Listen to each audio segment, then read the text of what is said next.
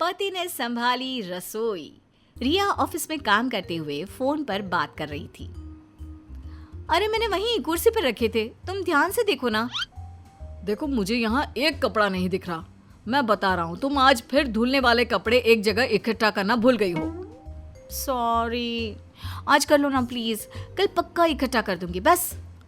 Don't worry, कर लूंगा। तुम आराम से काम करो और शाम को जल्दी वापस आना। तुम्हारी पसंद का खाना बना रहा हूँ। ये अंकुर और रिया की बाकी लोगों से कुछ अलग कहानी है, जिसमें पत्नी ऑफिस जाकर काम करती, पति हाउस हस्बैंड बनकर घर संभालता और इसी में दोनों खुशी से अपने बेटे निवान के साथ जिंदगी बिता रहे होते हैं। एक रात तीनों साथ बैठकर डिनर कर रहे होते हैं, तभी कल मम्मी आ रही है, कुछ टाइम हमारे साथ ही रहेंगी। क्या दादी? मतलब फिर वही सदियों पुरानी सोच और उनकी कहानी सुननी पड़ेगी? बिल्कुल चुप। दादी के लिए कोई ऐसे बात करता है?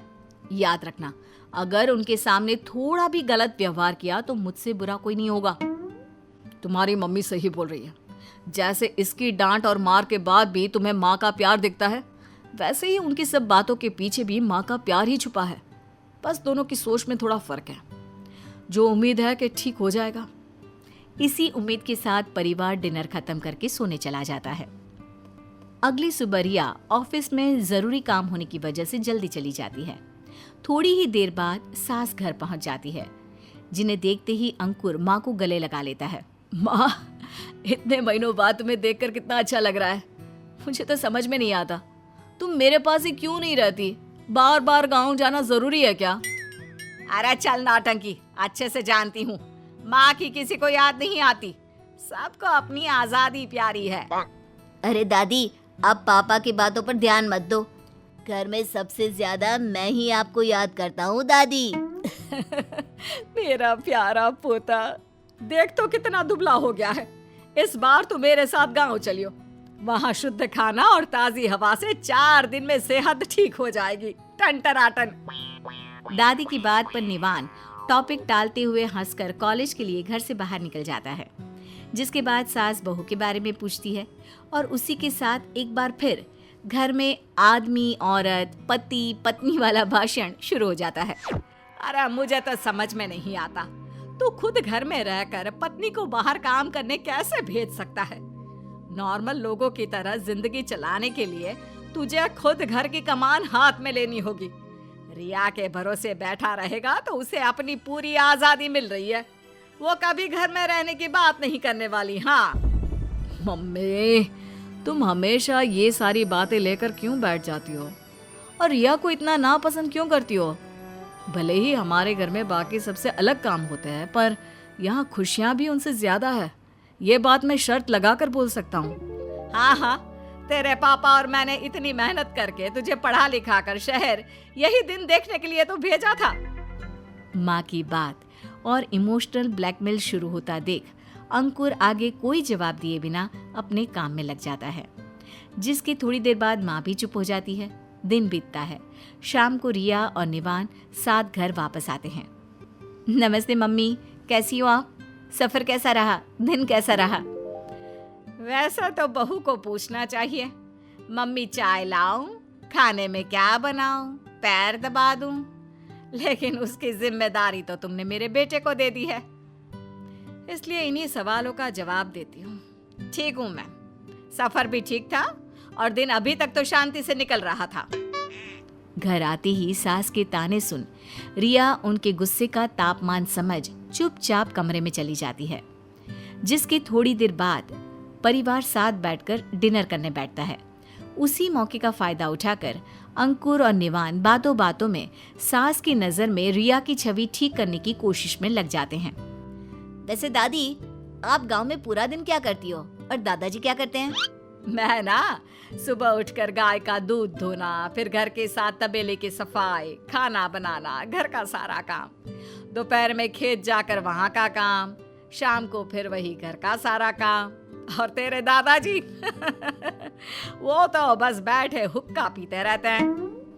मतलब सारा काम आप अकेली करती हो, फिर भी यहाँ जब माँ पापा सब काम बांट कर रहे हैं तो आपको इतनी दिक्कत क्यों है दादी? माँ देखिए, नेवान का आपको कुछ गलत बोलने का इरादा नहीं है, पर उसकी बात भी गलत नहीं है। जब आप अकेले सब काम कर सकती हो तो हम मिल बांट कर क्यों नहीं कर सकते? अरे क्योंकि घर संभालना औरत की जिम्मेदारी है, मर्द की नहीं, जो यहाँ तू कर रहा है। माँ, घर संभालना सिर्फ औरत की नहीं, उसमें रहने वाले हर इंसान की जिम्मेदारी होती है। उसकी खुशियाँ, सुख, शांति, ये सब बनाकर रखना सिर्फ औरत का नहीं, घर के आदमियों का भी काम होता है। माँ, ताली एक हाथ से नहीं, दोनों हाथों से बजती है। बेटे और पोते की बातें सुन सास गुस्से में उठ खड़ी होती है, जिसे देख रिया बेचैन हो जाती है। मम्मी प्लीज, अब कहीं मत जाइए, ये दोनों पागल है। अगर आपको पसंद नहीं है तो मैं वैसी ही रहूंगी जैसा आप चाहती हैं। 4 दिन की बात सोचकर ये जो दया दिखा रही है ना, उसे अपने पास रख ले, क्योंकि मैं कहीं नहीं जा रही। और अगर अब तू घर में रुकेगी तो सब मुझसे ही नफरत करेंगे। सास की बात सुन परिवार हैरान रह जाता है, पर कोई कुछ नहीं बोलता। रात बीतती है और अगले दिन से वही रूटीन शुरू हो जाता है।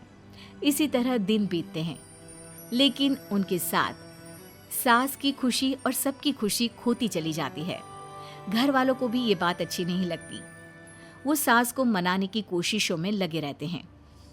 रिया, मैं सोच रहा हूँ कि घर में पार्टी रखते हैं। एक तो मम्मी अब हमारे साथ रहेगी और दूसरा उनका बर्थडे भी आ रहा है। आइडिया अच्छा है। मैं भी वर्क फ्रॉम होम ले लेती हूँ, इससे फैमिली टाइम भी मिल जाएगा और तुम्हारी हेल्प भी हो जाएगी। अरे मुझे कोई पार्टी नहीं चाहिए और किसी को घर में रुकने की जरूरत भी नहीं है। जो काम बोलो वो करते नहीं, बस दिखावा करना है। दादी, यहाँ सब आपसे बहुत प्यार करते हैं। बस फर्क इतना है कि इस घर में सब रीति रिवाज नहीं, खुशियों के बारे में सोचते हैं। लेकिन आपको समाज, रीति रिवाज, पुरानी परंपरा, भेदभाव के आगे कुछ दिखता ही नहीं है। पोते की बात पर दादी बस चुप खड़ी उसे देखती रहती है, जिस पर अंकुर, रिया, निवान को डांटने लगते हैं। पर दादी तब भी बिना कुछ बोले अपने कमरे में चली जाती है। तेरे अंदर अक्ल है या नहीं? दादी के साथ कोई ऐसे बात करता है? मानती हूँ उनकी सोच पुरानी है, पर इरादे तो हमारे भले के लिए ही है ना। अब परिवार सब भूल दादी को मनाने और पार्टी की तैयारियों में लग जाता है, जिसमें सबको बिना किसी फर्क सब काम साथ मिलकर खुशी से एक दूसरे की मदद करते देख सास को भी आखिरकार बेटे और पोते की कही बात समझ में आती है। बच्चों, मेरे इतना बुरा व्यवहार करने के बाद भी तुम तीनों मेरे लिए इतनी मेहनत कर रहे हो। रिया, तुम्हें तो गलत साबित करने में मैंने कोई कसर नहीं छोड़ी। आज इस परिवार की खुशियां देख मुझे समझ में आया कि हाउस हस्बैंड और वर्किंग वाइफ के ख्याल को लेकर मैं कितनी गलत हूँ। तुम तीनों मुझे माफ कर दो। इस खुशी में आज मैं खीर बनाऊं माँ, खाओगे ना?